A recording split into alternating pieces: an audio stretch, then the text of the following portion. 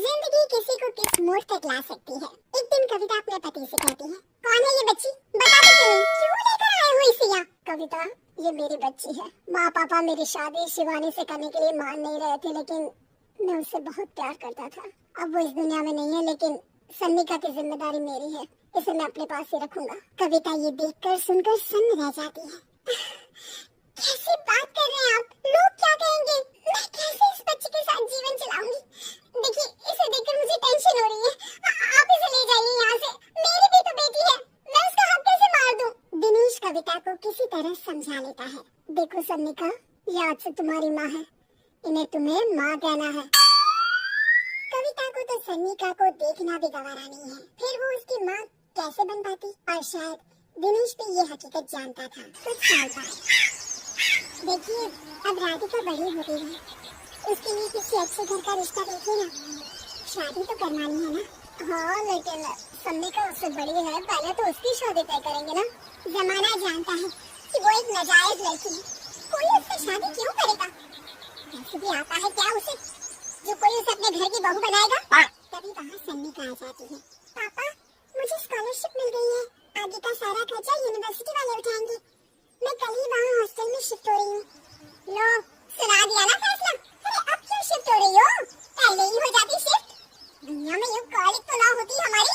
क्यों यार कविता, एक तो खुशी की बात है कि लड़के को कुछ आगे बढ़ने पढ़ने का मौका मिल रहा है, लेकिन नहीं, तुमको तो केवल ताना मारना ही आता है। जाकर देखो शिवानी क्या कर रही है। अरे हाँ, मैं शिवानी को दूध देना भूल गई, वो कैसे उठेगी। कविता को ये सुनकर गुस्सा आ जाता है। हाँ, अपनी किताबों से फुर्सत मिले तब ना। मेरी बेटी ना कुछ खाए ना कुछ पिए, यही तो चाहती हो तुम। सन्निका, जिसने कभी कविता से बात ही नहीं की थी, क्योंकि वो उसे हमेशा कोसती, वो वहाँ से बिना कुछ कहे निकल जाती है।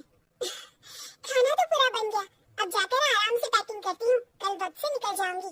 देखिए जी, वैसे तो ये लड़की मुझे एक आंख पसंद नहीं, अपने कमरे में पैकिंग कर रही है। अरे मुझसे तो कभी बात ही नहीं करती। आप साफ साफ बोल दीजिए उसे कि घर से जाएगी तो सारा काम कौन करेगा, उसकी माँ।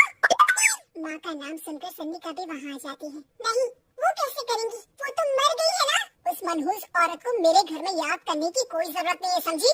वैसे भी ना होते हुए भी तेरी शक्ल में लगता है कि वो हमारे बीच में ही है, हमेशा से। तो ठीक है ना, जब जा रही हूँ तो क्यों प्रॉब्लम हो रही है आपको। सन्निका घर से निकल रही थी। कविता ना चाहते हुए भी सन्निका को रोक लेना चाहती थी, और वजह थी सिर्फ उसकी सोशल लाइफ का डिस्टर्ब हो जाना।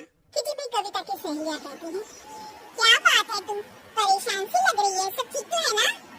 क्या हुआ, उस सन्निका ने फिर कोई तमाशा किया क्या। अरे नहीं, चली गई, वो तो ऑक्सफोर्ड की कोई एनजीओ है, उसकी स्कॉलरशिप मिली है।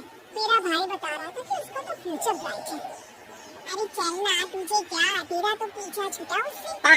क्या से क्या नहीं, घर का सारा काम करती थी।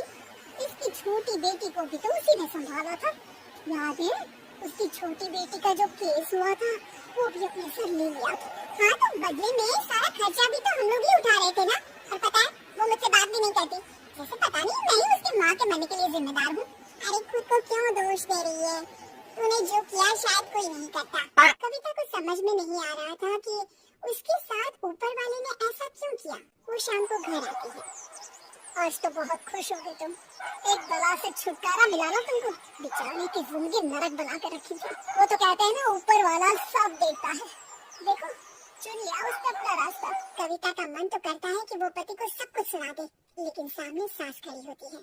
ये तो है, बेचारे को खाना बनाने से लेकर घर के सारे काम करने पड़ते थे। बाहर का भी कोई काम होता है तो वही देखती। अब देखते हैं घर का काम कैसे होता है। कभी कविता की बेटी उसके लिए चाय लेकर आ जाती है। लो माँ चाय, कैसे रही किट्टी। अच्छी थी बेटा, खाने में कुछ बनाया है क्या। हाँ, सन्निका दीदी जैसी सब्जी बना दी है, आप रोटी बना लो। और हाँ, कल मैं चली जाऊंगी इलेक्ट्रिक बिल और राशन लाने के लिए। अच्छा, पैसे मैं दे दूंगी। सन्निका कार्ड दे गई है ना। हाँ माँ, एक कार्ड तो देकर गई है। अरे चोर नहीं थी वो, मेरे बेटे का ही खून है। पता नहीं कितना घमंड भरा है इसमें। अरे छोड़ो ना माँ, जिसको जो बनना था वो बन ही जाएगा। अच्छा माँ, कल चलना है उसके कॉलेज में, सभी पेरेंट्स को बुलाया गया है। अब कविता तो जाने से रही, तो हम ही साथ चलते हैं। हाँ बेटा, उस दिन माँ की बेटी का है ही कौन। अब क्या था, कविता का गुस्सा फूट पड़ता है। आप लोगों के जैसे तो इंसान नहीं देखे मैंने। अरे मेरे सामने ही अपनी नाजायज बेटी को लाकर बिठा दिया। रोज मैं उसे देखती तो एहसास होता कि कैसे आपने मुझे इतना बड़ा धोखा दिया। जरा सोचिए तो, अगर ऐसा ही कुछ मैंने किया होता तो। अरे रहने दे, क्या नहीं किया तूने उसके बदले में। उस मासूम के साथ क्या क्या करती थी सब जानते हैं हम। अरे छोड़ो ना माँ, ये तो एक बात लेकर बैठ जाती है। चलो सोने चलते हैं। अगले दिन दिनेश और उसकी माँ सन्निका के कॉलेज में जाते हैं। कैसी हो बेटा, मेरा नाम रोशन करना। जरूर पापा, ये ले बेटा पैसे रख ले। नहीं, वो कविता ने काट दिया है। अरे बेटा, वो माँ है तुम्हारी, उसका नाम क्यों लेती हो? अरे हटाओ दी, यही क्या है उसने इसके लिए, क्यों माँ बोले? तभी वहाँ सन्निका के टीचर आ जाती हैं। सन्निका की माँ नहीं आई? जी नहीं, वो घर में बेटी है ना, सबका एक साथ आना तो मुमकिन नहीं था, तो उन्हें भेज देते। हम सभी उनसे मिलना चाहते हैं। मानना पड़ेगा, बहुत अच्छी तरह से पाला है उन्होंने अपनी बेटी को। क्या घर का काम, क्या बाहर काम, कॉन्फिडेंस तो कूट कूट कर भरा है। पैसे रुपये के लिए भी इसे किसी का मुंह नहीं देखना पड़ता। स्कूली शिक्षा भी लाजवाब है। पिता और दादी को एहसास होता है कि जिस कविता के पालन पोषण पर उन्हें हमेशा से शक रहा, वो सन्निका के भविष्य के लिए किसी वरदान जैसा साबित हुआ।